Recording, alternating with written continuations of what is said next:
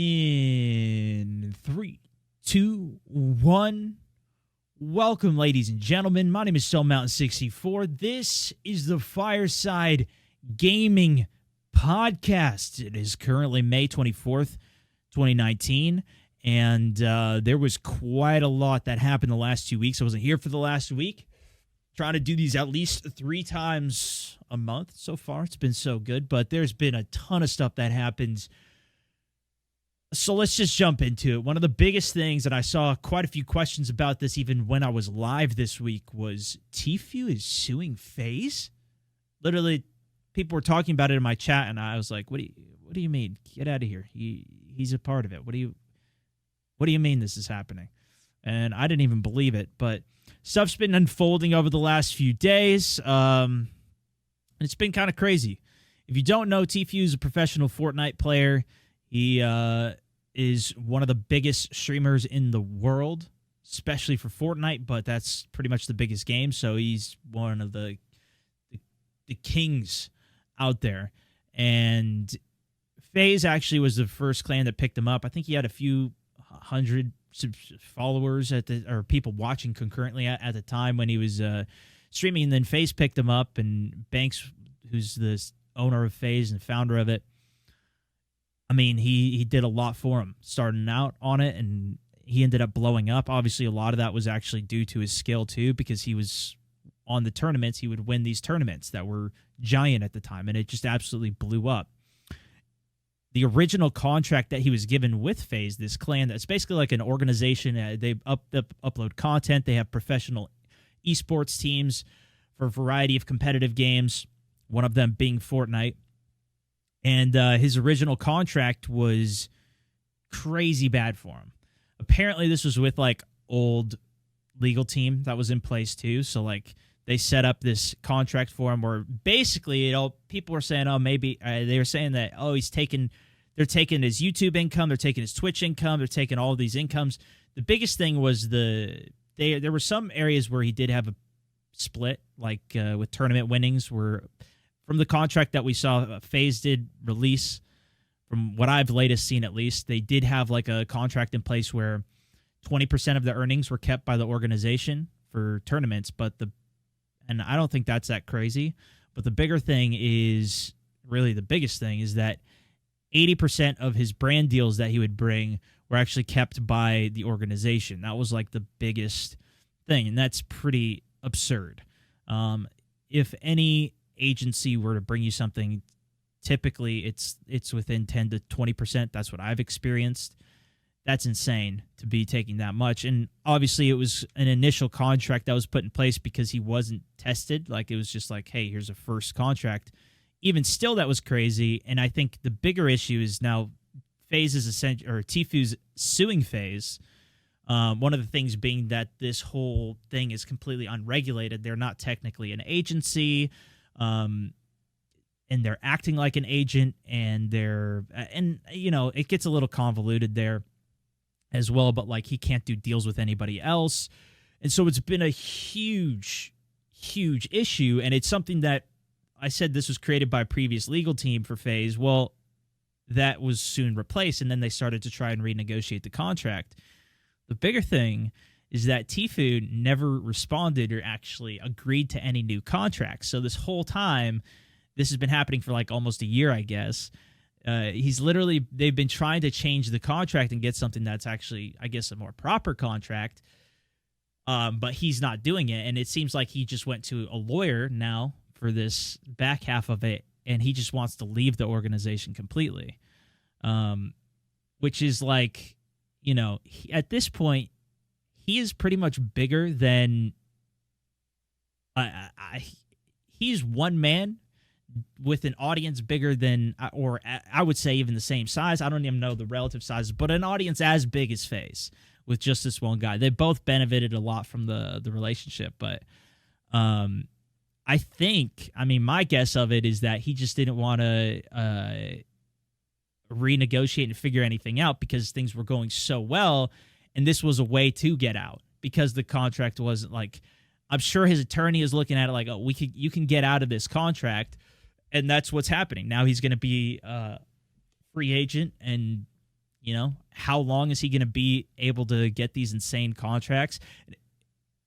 Who knows? And I'm guessing that it's just kind of like he's doing insane right now. He can get gigantic brand deals, millions of dollars of brand deals easily. He's such a big creator, such a big name in the space that it's like, just get out of it. Just do it on his own. That's my kind of take on the whole thing. That's what it seems like to me from everything that I've seen with all of this stuff going on.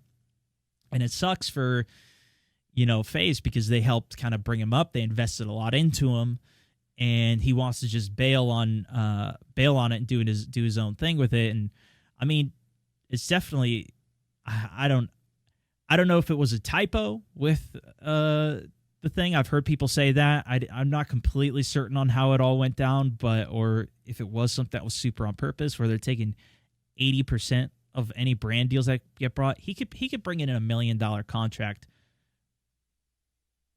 probably much bigger than that if it was something that was even for a few years contract from a brand or something that he might not be able to take because he is with FaZe, and FaZe might have some type of other thing going on with it. Plus, you would have to potentially give up that much. The biggest thing to this is, like, you know, they haven't taken any of the money from him, but they could in the future, and that's where it's like he can get out of it. So I think he's just trying to make the most of it at this point.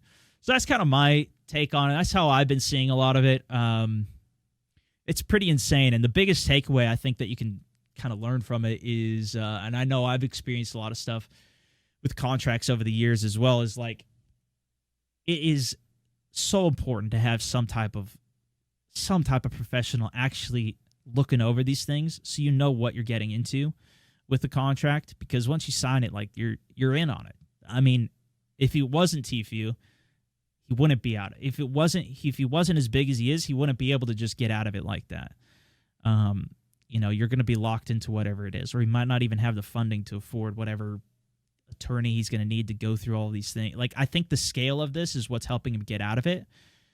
But I think that's part of it too. Is I know part of it too is like he is trying to advocate, at least the lawsuit, it seems, because he's suing them, it seems like it's more of the direction of like he wants it to be something where he's going to help this be a way for the entire thing to help other people get out of it if they need to. And it's just not very well regulated, I guess, is the big thing. But it's hard because figuring these contracts out is an absolute mess. And in streaming and content creation, it's like, I didn't know anything the first contracts that I was signing. I don't think anybody knows what the hell they're doing. Like, I remember I, just like everybody else probably, would just talk to their dad and be like, hey, does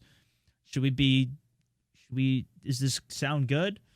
You know, what should we work? Like, all this is a bunch of legal stuff I don't completely understand. It's like, hey, you should have a professional look at it. It can get messy, dude. It can get messy. And I think that's what this is bringing everything to light here. So it seems like there's going to be some pretty big shifts over the next. This could lead to some pretty big shifts in the next few months. We'll see. And what's even more interesting, I just saw today, is Nick Merckx, who's another really big Fortnite player. He just left 100 Thieves, which is another, similar to FaZe, is one organization. They've got their own professional teams for everything. 100 Thieves has their own organization. It was created by Nadeshot, who is a professional Call of Duty player and part of Optic, which is another organization. He made his own organization. So it's like, but he left it, and it was just like, all right, we're sad to see you go, but there you go. And I think that was part of that was probably his contract was just up with them, and he left. And that's how you would, I guess, normally leave an organization versus but blowing everything up crazy like that. It's kind of crazy. And, you know, Banks' response is what made it even bigger per se. But this is just going to get crazier. I think this is just the beginning of all of this stuff, because these teams are getting bigger. The streaming space, the content creation space, all of this is getting bigger. It's like, oh, how could it get any bigger than it's at right now? But there's barely anybody who is actually following and doing all this stuff relative to the size of what it could get to. I think this is all just so early on still. But yeah, I've never been a part of a specific organization to play for them. I was a part of Fnatic for a while in terms of their gear sponsorship, and that was awesome. It was a great organization I had pleasure of working with. But I've never been like he was FaZe Tfue. I've never been name FaZe or whatever StoneMountain. I've always just built my own thing. And I think that's where he's trying to go off to now, as well as like having your own independent brand. You don't need to have any approvals from anything else. You make all your own decisions. And it's a great spot to be in. It's a great spot to be in. And he's got the support of his community, so, you know, he can do it now. The other huge thing that was going on this last week was WoW Classic. I don't know if you guys have seen this at all, but it was about last week. Strange said he wanted to try CA. He wanted to try the California case law for the esports league being considered a talent agency. Yeah, there's that's a big part of it, Taylor, is that it was the agency part of it, and that's where it's like it seems like, based on what his attorney's saying and the lawsuit that's in place and what people seem to be saying about it, because I don't know what the laws actually are and everything, but you know, it seems like he has a case to get out of the contract here, which is why I think they're also just letting it go. I think that's too why he never renegotiated the contract to basically make it a tighter contract, to make it something that's better, that he couldn't leave. So that's why I think this is going to have bigger ramifications of that. But WoW Classic, this came out last week in beta. This is not the full release. I saw some people confused about that. This is not the full release of the game. This is just the beta. So the full release is going to be August 27th, I believe it is. And it's going to be a huge nostalgia trip. This is like the thing that I've seen from so many people. And I don't remember who I heard this from, but they were saying like people are getting like I don't know if attacking it is the right word, but being like they're telling people like, oh, you're not gonna enjoy it, it's just nostalgia, you're not gonna like it.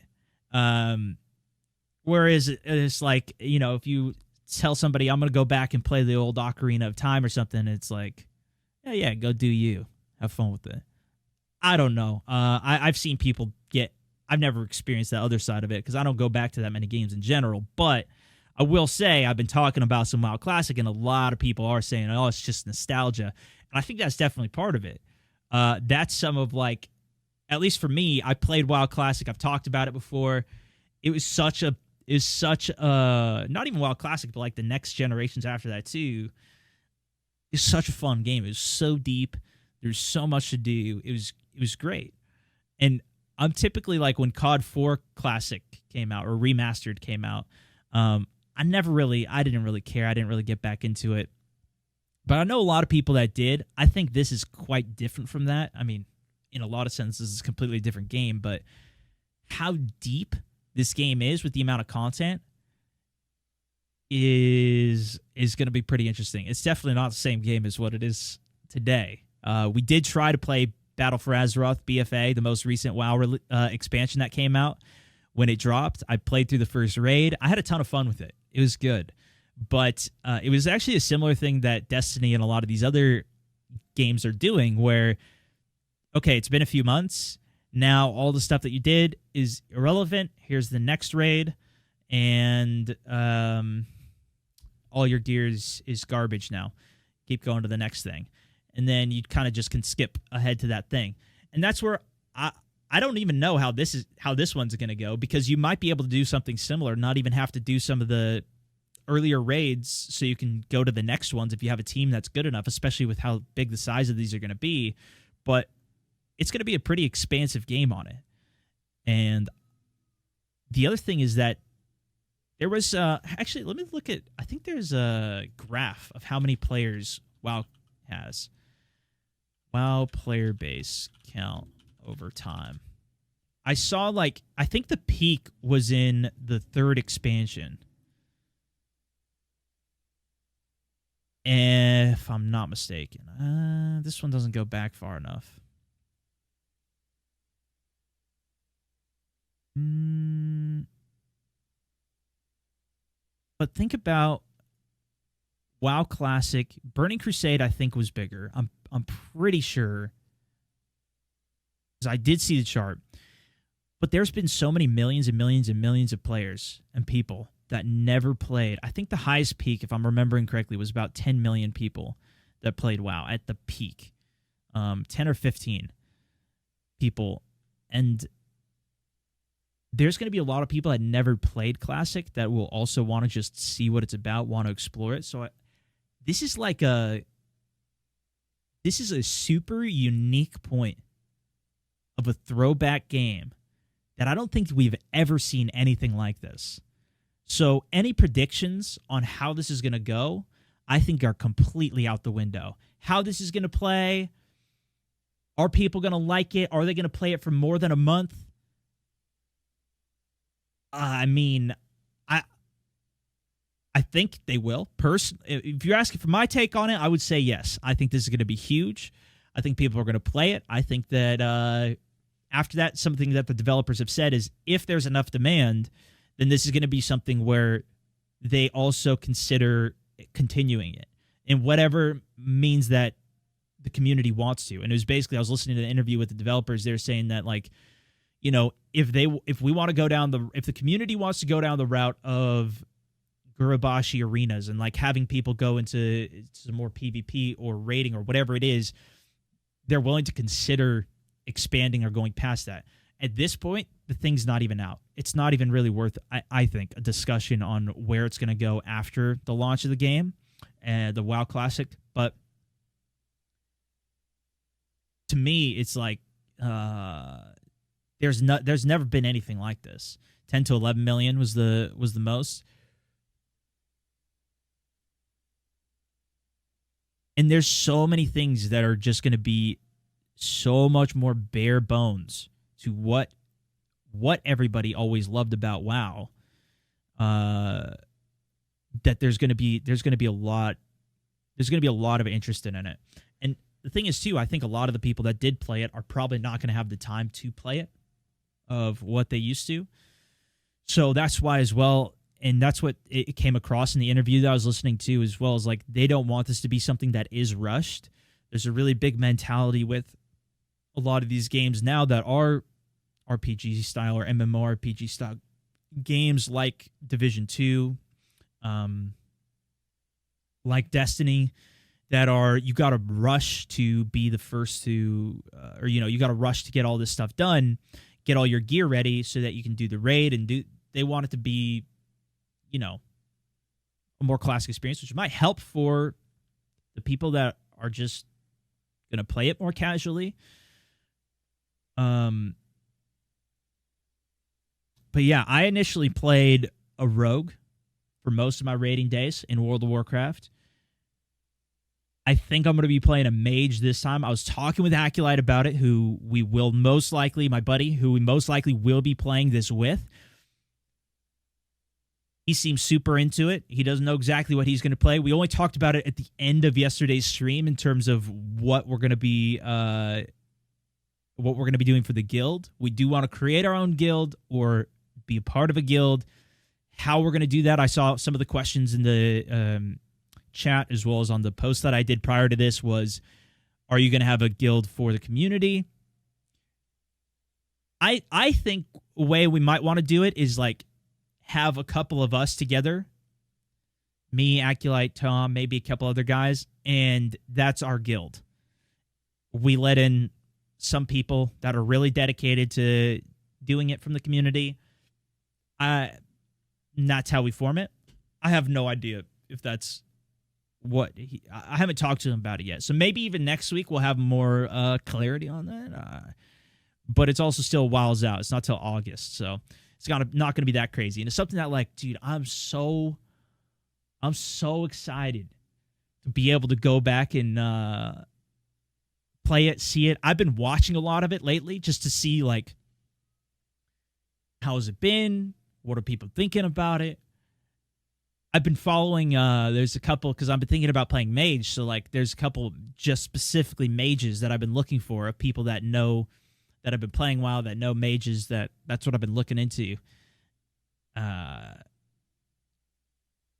biggest difference for me is that when we were playing WoW back in the day, we didn't have any of this. We didn't have anybody to learn from. Like, I would Google stuff. We had like Wowhead. There's a couple Wikipedia type sites, like people that put some stuff together. Nothing even close to the level of content that there is on games now in terms of like, here's how you can do stuff. Here's how you beat these bosses. Here's the strategy. Here's a video on how you can. The resources that are available now and the people creating content around it I think is going to make it so much more fun. Even to me, like, that's what I love, all this stuff. So I think it's just going to make it that much more fun. So yeah, I'm super excited. I'm still going to keep up with all my regular content. I'm going to have, I'm going to balance out. We'll still do some regular, more classic multiplayer stuff, but I am going to incorporate it, at least for my streams. I'm going to incorporate some WoW Classic. I don't know how I'll be able to make videos out of it, or if I will, or what that's going to look like, but it will be somewhat part of my content. Because, like, even if I wasn't streaming or doing any of this, I would want to go back and play it. I would want to. It's not going to be for everybody, and I'm totally cool with that. But I'm just excited for it. Leroy Jenkins. Oh yeah.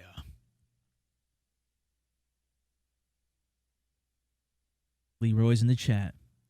And then I also had a bunch of questions from you guys. Those were the super big things in terms of the content. We've been playing some more PUBG lately, playing Apex. A lot of the continued on with the Borderlands playthrough. That's been awesome. I feel like, I don't remember if I said this in the podcast last time or if I just talked about this on stream, so I'll just say it again, but I feel like Borderlands is a game that I wish that I had played when it was initially out. I feel like it would have been so good. I think a lot of these mechanics have been well replicated by other games, but the playthrough of it has been fun. The characters have been dope. Like, it's got me. It looks cool. That's another one that I think is going to be a lot of fun to play. Borderlands 3 now, once it does come out. At least now I have an idea of where it all comes from. And I'm kind of, it's made me more excited for Borderlands 3. I was really on the fence with that game before. Just not even like if I'm going to like it or not per se, but just I didn't know because I'd never played it.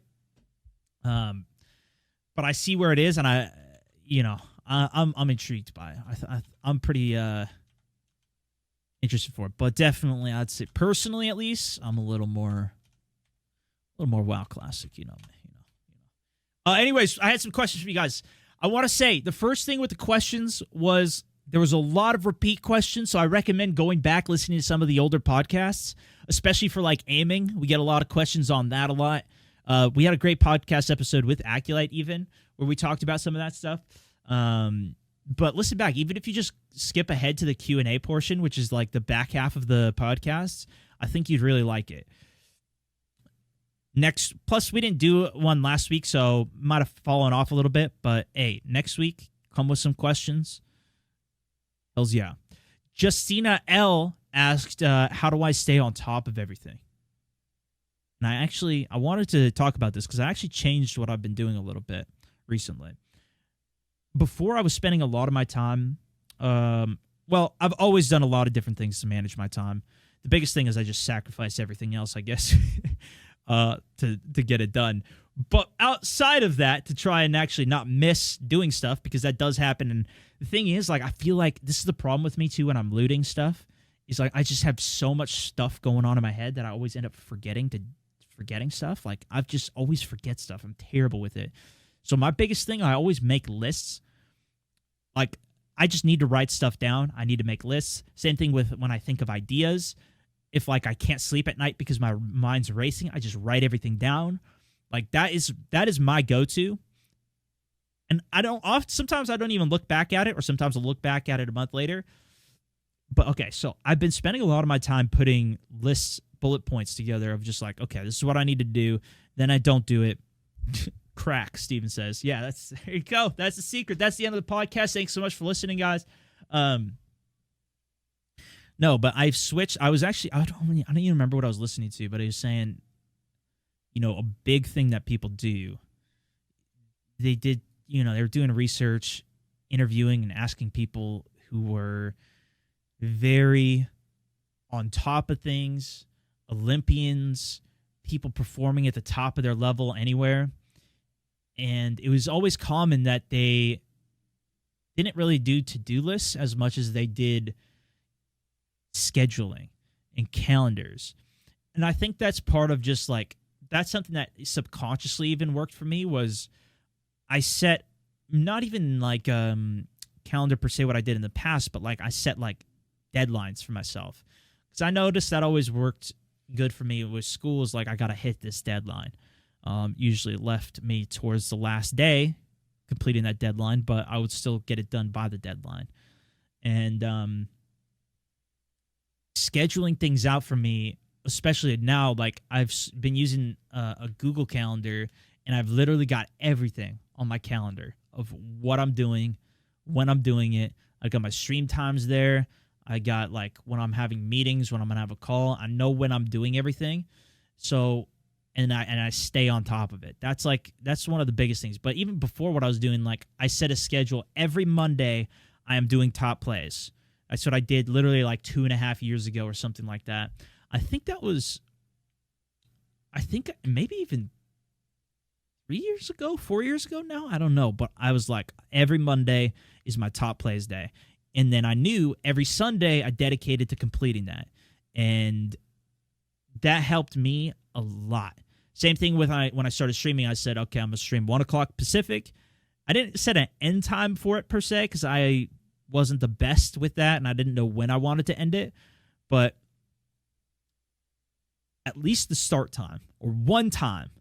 Like I don't have a specific end time for my streams, but I can at least set a specific start time. More or less. And I'm pretty close on. But I try my best to stay on top of it. That's helped me a lot, Justina. But it's something that I think everybody's always fighting for, right? I think that's the most important thing in all of our lives is the time. It's the only thing that it's our finite resource that we got. So yeah, that's what I try best to do. Or like multitasking, like listening. I don't really listen to music very much anymore. I typically will just listen to podcasts or streams or something if I'm ever at the gym or go for a walk or whatever. Like I'm trying to do things more along those lines. Chris D asked, which improvements do you wish would come to Apex? I think my biggest... So I actually made a video on this. If you want to go listen to the full video, it's literally like all my best thoughts on it. I think the biggest thing that I want is custom games. This is just for the sake of what I want to watch as well as what I want to do. I want to watch competitions. They just did another Code Red tournament, for example, yesterday, I think it was, which is a tournament that Dr. Disrespect holds. It's all these players competing against each other in Apex Legends, but it's purely pub stomping. So you go into a game, you and another team go into a game, who can get the most kills within like 3 games or whatever it is. I'm not sure. I watched the first one and then I kind of fell off with it. I just wasn't super interested because it's kind of just going through public games anyways, which I do anyways. I want to see like actual competitions, if anything, for it. But there's a ton of things. That's just the tip of the iceberg on that, Chris, of that I want changed. I think the season pass was terrible this first season. Not terrible, like they had a decent implementation of it, but it can just be so much more. So that's what I'm hoping that they implement for the second one. I think I'm hoping we see some big improvements. That one's, I think, about a month out, maybe a little less than a month before the next one comes. That's where I want to see big improvements. What specifically? I don't know. New map for sure, new characters for sure, new guns for sure. But I think if they introduce some new modes, that would be much better, much better. Even if they can't do custom games per se, I think that's a catch-all fix for a lot of things, custom games. But limited time modes, I I'm good, dude. Give me some of those. Give me something fun, something else that we can do that would be fun, and it would be great. It'd be great. Jordan A asks, which devs are you most anticipated, or anticipating the most from, or most excited for seeing stuff from E3? This one's interesting. E3 is actually coming up very soon, and as of now, I have no plans of going to it. No plans of going to EA Play either. I saw some people talking about it. I actually have been for the last few years, but no plans of going this time. I think the developers that I'm keeping an eye on the most for this, my prediction, my guess, is probably going to be Ubisoft. They have a couple games that they've already even announced. There's Breakpoint, Ghost Recon Breakpoint, I think it's called, which we talked a little bit about, I think, in the last episode as well. That one doesn't really... I mean, it looks cool, but the reason I say Ubisoft is they're the only big developer that is not in the Battle Royale space yet, which is one of... Is it the biggest now? I think it's got to be the biggest. I mean, outside of mobile gaming, I guess. Well, but even mobile gaming, PUBG Mobile has 100 million concurrent players on their game. It's the biggest, one of the biggest, at least, app games. Yeah.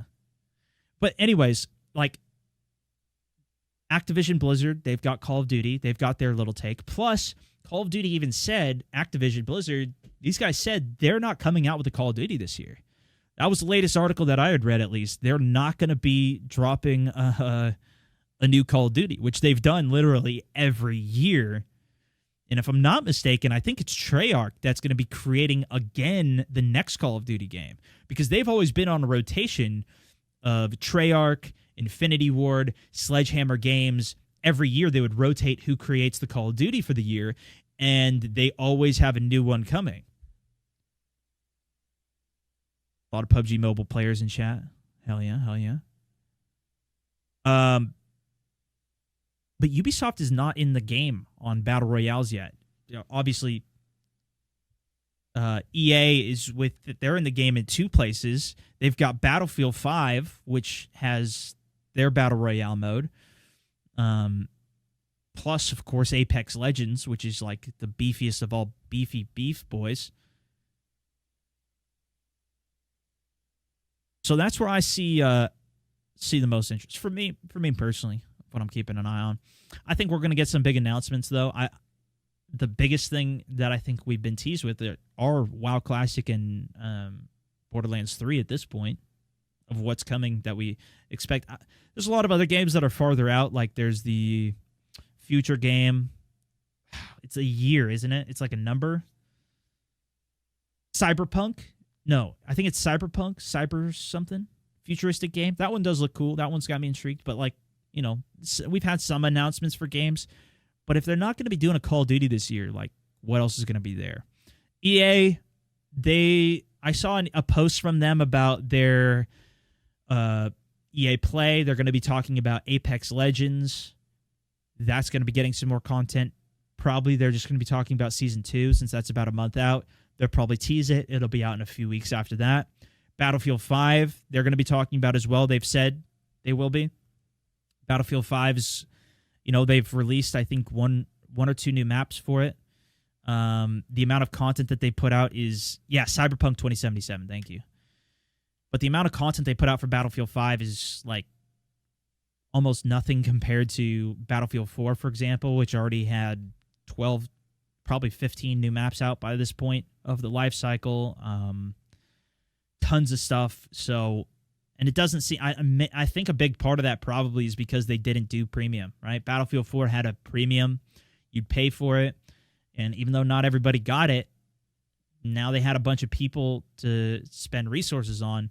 And I think we've seen them wanting to get into, you know, a free cycle for it, but it doesn't seem to really be sticking in terms of them producing the content. I know they've done some different modes with the existing maps and whatnot. I really haven't been following it all that much, so I'm probably not the best person to speak about it, but I'll keep an eye out for that one. Let's just say on EA Play's front. Also, Star Wars, they said they're going to be dropping some more content from that. I actually did go back and play Battlefront 2 lately, and it's pretty cool. It was fun. The biggest problem, though, is nobody was playing it, so I tried to get some games from it, and we couldn't get into any games, so it's a bit disappointing. And if they drop more content on it, at least on PC. People probably are playing it on console. I think it probably did better there, but it's just unfortunate, but it's just not, wasn't anybody really playing it.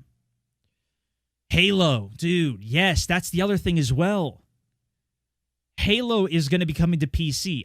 Is that going to happen this year? Let me see. Halo PC. No, this is going to take me to the old one, isn't it?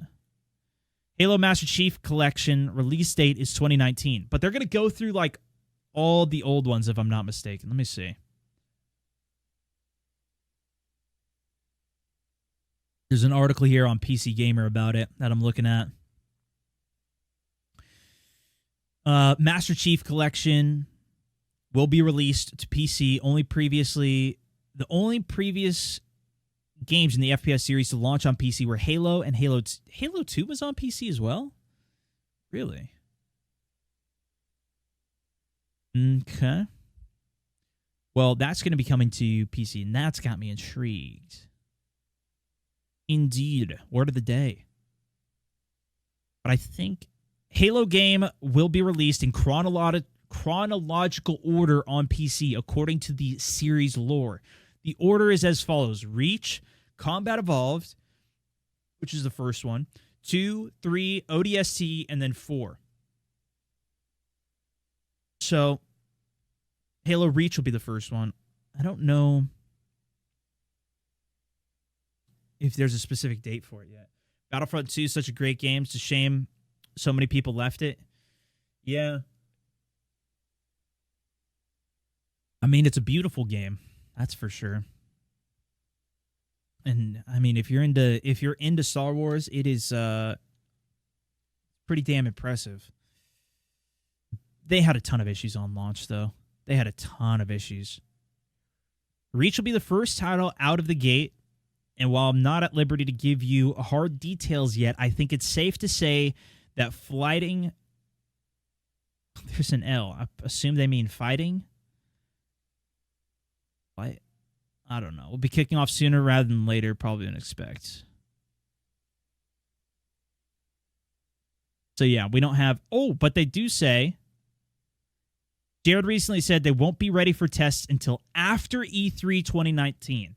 So most likely we won't get any news on this from E3 either, but potentially after.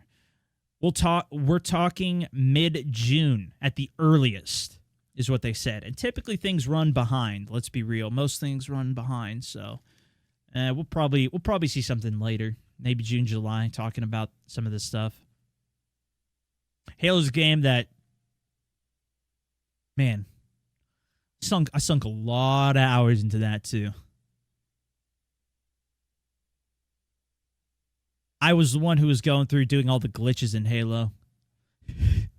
There was a secret scarab gun that you can get. There was a bunch, and that was a glitch that they actually, I don't even know if it was intended in the game or what. I never actually found out, but it was a legit Easter egg in the game that you could like glitch the game, get a Banshee or a flying vehicle where you weren't supposed to get it, and then flew it up to the top of this map, and you could pick up this gun that was literally like it was insane. It was the craziest gun ever. Anyways, that one's got me intrigued a little bit, but we'll see. And then there was a bunch of questions about my birthday. That was this week. Had a fantastic birthday. Appreciated the chat, everybody hanging out, all the warm wishes for it. Spent some time with, I was gone over the weekend. We went out to the coast up in the Pacific Northwest. That's where I live. So we went out to the coast, spent the day there with the wife, had a fantastic time, got some food, went to dinner the other night on my actual birthday, and it was great. Appreciate all the warm wishes and everything for it. You guys have been incredible with all the content and everything. Ton of fun on the streams. And yeah, Last of Us. I think they're coming out with a new one of those too, aren't they? Will I be playing it? I never played the original one, so I know I'm one of those guys. Thing is, I haven't been playing on PlayStation. I played Xbox. I played Xbox 360. I played Xbox One, and then I made the jump to PC. It wasn't until after I was playing on PC that I then got a PlayStation to go back to play Call of Duty, because Call of Duty came out early on that. I hate when games do this, but we ended up doing it anyways. And then I just never got... I played it a little bit, but I never really got into it. I never fully committed on it. And then I just kind of called it a loss. It didn't really do very well for my channel or my content. Moved on from Call of Duty and went back to whatever else I was doing. I don't even remember at the time. Yeah, Reach was a good one. I'm excited to see Reach. It was pretty good. I spent the most time in Halo 1, Halo 2. I did play ODST, but I remember I was kind of underwhelmed by it. Halo 3 I really enjoyed as well, although I put the most time into Halo 2, I believe. Especially for online, especially for the ranked play. That was a lot of fun. They were one of the only games that really had an intense one. But I think I was in 7th grade or something at the time, and literally we even did a competition in my one of my teachers brought an Xbox to school and held a lunchtime tournament that we got to play, and me and my friends played the game like crazy. So we just absolutely stomped everybody, and we won it, and we won. He got in and out for us for the prize. It was amazing. It was over like multiple weeks. We would go in on it was so fun, dude. It was so much fun. It was so good. It was so good. Just scrolling back to the chat a little bit here, see if there's any other questions or anything I missed. Stone, do you like For Honor? I do, Zachary. I've actually been considering going back and playing that as well, especially since we played some Mordha recently. And actually, some of my old videos on that have been doing pretty well. People have been commenting on it, though, as if they were recent videos, and I'm like, are you guys not looking at the date of when this was? This was public. This was like the day that the game came out, this video came out. You got to understand this. This is a video from the point of nostalgia at this point, but I think there's just not that many top plays on it, which is what a lot of people have been going back to. If we got enough clips, I would love to do some more top plays on it. I think it's so much fun to watch, but that's all a matter of getting enough clips submitted. Speaking of which, if you guys do ever have any clips or you see any incredible clips across the internet, tell them to send it in to me or send it in yourself, like really top tier clips. Send it in to me. StoneMountain64.com. I have a submission form there for clips, and that's how we feature people on my Facebook, on my YouTube channel, and all that stuff. That just started as a way to help kind of get more people's names out there. And always am trying to find some great content to feature. Great people. What else? You could just start doing PvP on WoW. Yeah, WoW PvP. I always liked. That's why I think too with WoW Classic. I didn't talk about this at all. I gotta talk more with Aculite because he's who I'm going to be playing. I know with. I also want to talk. There's a couple other guys that I've seen posting about it that I want to hit up and see if we can get some teams going for. So we got some more people on the friends list once it does drop. Some other creators that I know, but I don't know if we're gonna. I think we'll play on PvP server. Aculite seems pretty gun ho on it, so I think we'll probably do that. Splitgate, yeah, I've seen a lot of people talking about that. I don't know. How's that doing? I've seen a lot of people in chat asking me about it. I like to see how well it's received by other people before I try it sometimes. And I don't know if people are... let me see. I think it just came out today. That's why people are asking about it in chat right now. But it's basically... That game is kind of like Halo, but it's mixed with Portal as well, which is another game that I love. We actually did a playthrough of Portal with Aculite a while back. That was a lot of fun. You should check that out if you haven't. Yeah, there's a couple people playing it. Chaco's playing it. It's a super fast-paced game, which is what think would be fun. I think I would enjoy it. And I think it's free. Hell, maybe we'll try it today. Maybe we'll try it.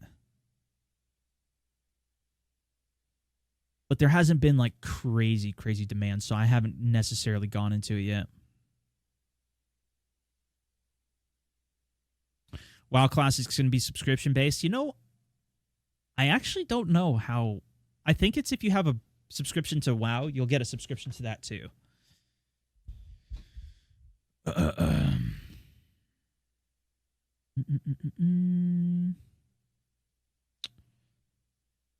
Scarab Gun is what it was called. Yeah, the Scarab Gun was that giant thing. Did you ever complete Ocarina of Time?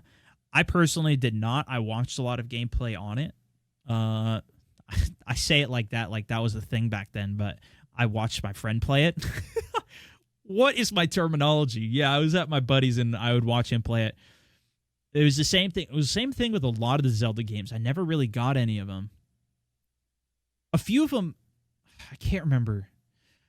The one that I played personally the most was Wind Waker.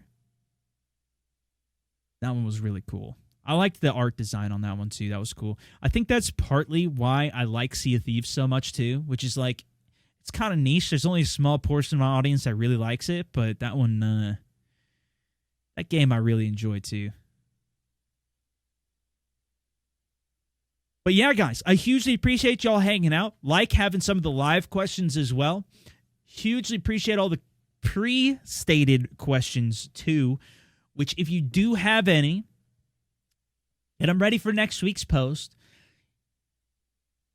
but watch some of the older episodes of the podcast. All the episodes are up, so you can go back, watch them. If you're on Facebook, if you're a supporter, you have them all on Facebook. If you're on iTunes, Spotify, any of those places, you can listen back on them. Help gauge the direction of the questions as well, because we had a lot of repeat questions. And I'd love to get into some more of the topics like we talked about today. This is freaking awesome. It was beautiful. A lot of good discussion. So I hope you guys enjoyed it. If you do enjoy the podcast and want to show it some love, some ratings on those other platforms, do it big. And I'll see you in the next Fireside. StoneMountain 64, over and out.